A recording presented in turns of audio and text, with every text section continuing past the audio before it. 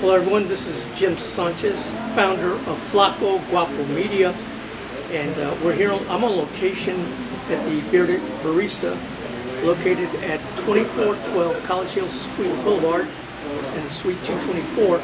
And I have a special guest today, Daycee. Before I officially introduce you, let me give you some background narrative. I first met you indirectly on September 2022 at the college, at the Concho Valley Farmers Market. You were performing, and I took photos of you, and I regret that day that I didn't get the interview. But now, it'll be next month will be 2 years since I first met you. So it's an honor and privilege to have you as a guest on my show. Thank you for having me. And tell me your name. Daycee Oswalt. Now, spell Daycee to make sure we get it right. Daycee. Because when I was emailing her, I put Daisy, and I know it was wrong the minute I sent it to you. He said it's Daycee, Daycee. You weren't the only one. I get called Darcy, Daisy, Stacy. Hey, you, come here. All right. Let's talk about, you've already sent me some background narrative information on you, so let's just pick up on this question. After 12 years of being in the business and 10 years of performing, do you still get nervous? Not really. Not really. I kind of got past that. I built confidence over time, and I'm pretty confident in my abilities now. I mean, depending on the show. But no, when I have my bandmates with me and I have someone with me, it's more comfortable. I used to get nervous when I first started doing it, but yeah, not anymore. Okay. You also told me in an email that you're a songwriter. So tell me about that, being a songwriter. So I have been writing songs for, 10 years, and just recently I have been more open about playing them and producing them. And just recently, this past month, I produced a song with a friend called Cup of Coffee, and it was a song I wrote for my husband. And yeah, that was kind of my first songwriting and producing experience, and it taught me a lot, and I really love it. So I hope I keep doing it, because I, wrote a bunch of bad songs, I would say, before I got to a good one. Let's make a comparison. I'm a photographer. My photography skills aren't as great as my writing skills. So having said that, comparison to you, where would you compare your writing, your songwriting skills compared to your performance playing guitar? I would say my guitar playing skills have definitely gotten better and are good. And I like to be inspired by other artists and songs when writing a new song. So, over time I think I've gotten better. I hope I've gotten better. But, you don't really know until you put it out there, really. So that's just a fear and a thing that I have to overcome, for sure. Right. Let's talk about, give me the name of the church you attend, and you lead in worship and praise, or what's your part in playing at the church? I go to the Vessel, and I've been going there for about a year and a half or so.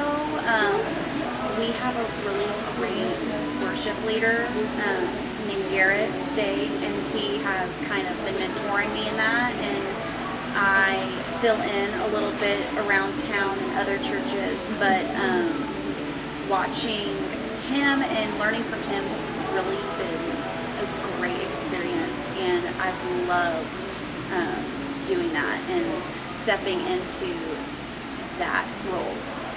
And so I take it you play the guitar? Yes. Let's talk about, let's interject your husband here, because you said you wrote a coffee song about him. So what's the name of your husband? His name's Dustin. Dustin. How long have y'all been married? We've been married for 5 years next month. So tell me a little bit about your relationship with him on a personal level, as far as like what is it about him that evens you out? What's his strengths that brings to the table? He is very supportive, and he is more logical while I'm more emotional, and definitely will, he, what's a good word for it? He humbles me quite a bit, and he's always there to support me on all of my endeavors and gives me great advice. So yeah.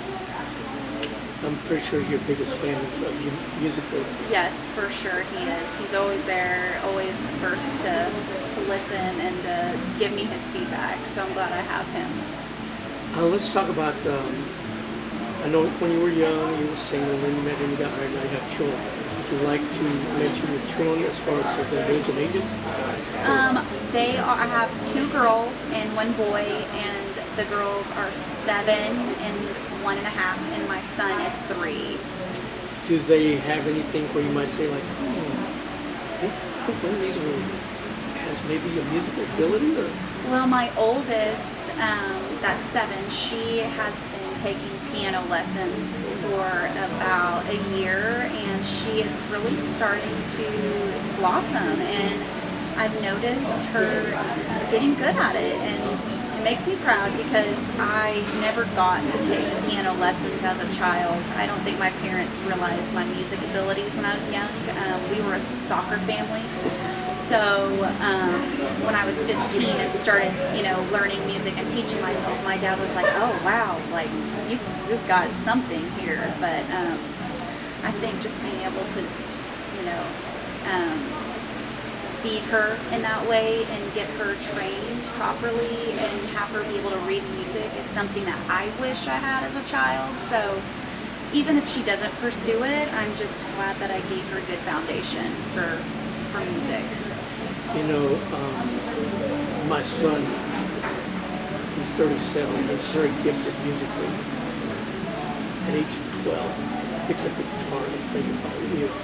And he's an accomplished musician. He could be a studio musician. He's very good. So I would love for him, I've written 3 songs, I'd love for him to play one of the songs. It's kind of that son and father thing, like closeness that knits you. Eventually, wouldn't it be neat if your daughter got to play with you in the band? Yeah, I mean, I say it all the time. I'm creating my own band. And hopefully one day, maybe we will have a family band. That's a dream and something I would love to do, but if it doesn't happen, it doesn't. But if it does, it would be pretty awesome. And then your husband could play the part of the roadie band? Yeah. The one that the manager, kind of like Selena's dad. Right. Yeah. So how do you balance a personal life professionally and then as a wife and a mother? It's hard. I mean, I have a really great support system.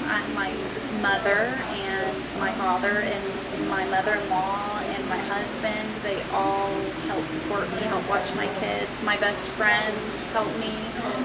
One of my friends is watching my kids right now, so I can run over here, and they're always just willing to support me and help me out. So. And isn't it neat? It's sweet when you get to the top, you bring everybody with you. Everybody remembers, oh, I remember when Daisy was here, in her career, but then her family. And then when you arrive, it's so much sweeter when you get there with everybody. And everybody remembers, like, oh, she's still the same person. Yeah, I hope so. Let's talk about, you're the first person to teach ukulele. So tell me about the upcoming, the Summer Ukulele Workshop program that just started July and is continuing to August 15th. Tell me about that. Yeah, well, last year I really wanted to host a ukulele workshop. That's where the idea began, but I had just had my daughter, so I couldn't do it last year. But this year I finally, put in all the work and contacted all the people, and Nat was awesome enough to let me use the Bearded Barista to host it. So yeah, I think St. Angelo really needed a ukulele teacher. I don't know of any other ones. And I really wanted to put it into a 6-week workshop where at the end of their workshop, they could, show off their skills. So we're going to be having a little ukulele concert at the end where the students can show off what they learned. And I love that ukulele is a great foundation for kids that want to learn guitar. And you can transpose all of that information from the ukulele to the guitar. Once they get bigger and once their hands can handle it, it's perfect for them. Yes, I actually learned ukulele before I learned guitar, so I really like to give credit to the ukulele for starting off like my foundation for learning guitar and playing music. So from the flyer it says ages 8 to 13, correct? Yes. How many do you have enrolled? I have 17 students, ages 7 to 12. So I actually accepted a 7-year-old, and she's actually doing really great. And I'm learning a lot, and they were kind of my guinea pigs. So next year I'm going to try and do it again, and I've learned a lot from teaching them. And I have some really awesome students. They've all really just come out of their shell, and I hope they're learning a lot and they take a lot from it. How do you make it fun and exciting for them? I try to incorporate games and give them the opportunity to work in partners, and I like to do little one-on-ones with them, but just kind of showing them and playing for them and goofing off with them and all that. So to finish out as far as in this area and almost wrapping up, tell me the time that you have it here and how many dates are left open. It was a thing that you had to sign up for at the beginning of the workshop, but it's every Tuesday for 6 weeks from 5 to 6. Okay. And the students will come and we'll work together for the hour, and then I give them homework and things to practice for the next week, and then we meet up the next week, and we're covering all kinds of things like how to read chords and music, how to read tabs, how to finger pick, how to strum correctly, and how to even write their own songs if they want to. So to wrap up this section before we wrap up on the final, for the public to know if they want to come for this concert, when's the concert going to be held, what time and date? The concert is going to be Wednesday, August 14th or 15th, I believe, and it is going to be at 4 o'clock. So I'm encouraging any students that are interested in learning to come and watch. And I'm also having a few experienced ukulele players come and join in to kind of show the students and inspire them. Okay. Tell me about the special date coming up, August 23rd, 2024. That's a special date, not just professionally, but also eavesdropped on you. Personally, that date means something to you personally. What is that? It's my birthday. Happy birthday. So I had Coopers reach out to me about playing with them. I noticed on their schedule on my birthday that Deana Carter was playing, and on a whim I emailed them and said I would love to open for her, and they said we were thinking of you to open for her. So I was really glad that I reached out. And Coopers is where? Coopers is in Christoval. Okay, and it's August 23rd? Yes. So you're going to be playing with your band? Yes. Okay, now mention the band. Yes, we're called Daycee and the Dudettes, and we are a trio, and we are all moms, and I have Jenna Faye, who plays drums, and Tabita Leonard, who plays bass, and they are amazing women that, over the course of, my career, they've joined me slowly, and we kind of built this into a little trio, and it's really fun to get together and play. Tell us about who's Deana Carter. Deana Carter is a singer from the 90s that I love. She's very popular. My favorite song of hers being Strawberry Wine. But yeah, she is, you know, one of those female country artists that I always looked up to as a young girl. So it's really a dream to be opening up for her.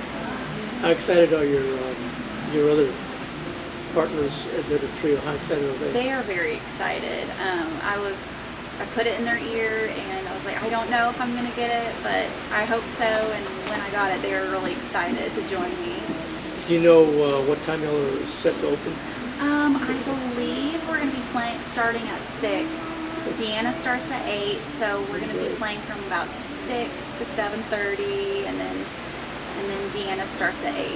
Hey, look in the camera and tell everybody, your friends, everybody you know that follows you, tell them to come out and support you. Y'all better come.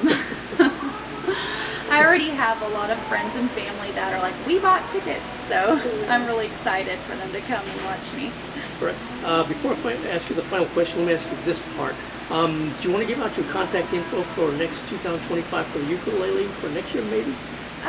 Or do you want to? Not yet. Okay. I'll give you that information though, and send you the flyer when I plan on it, and you can put an article out on it if you want. Now, let's wrap up with this final question. What do you want your legacy to be, both personally to your family and professionally? It's a hard one. I don't really want it to be about pursuing fame, but more about just writing music that my grandchildren will listen to and know that I wrote about family and love and the simple things in life, because that's really truly what it is about to me. Well, we wrap up with our special guest, Daycee Oswalt.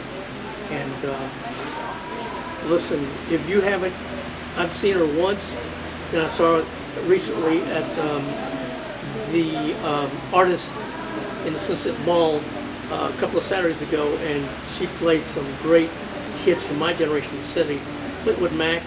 One of my favorites also was I Walk the Line, or Ring of Fire from Johnny Cash. Yeah. She does great cover songs. She's a great artist, and she just has this, I call it the it factor. So you got to go support her when she's at Cooper's on August 23rd at 6 p.m. It's Flaco Guapo, and thank you so much for joining us.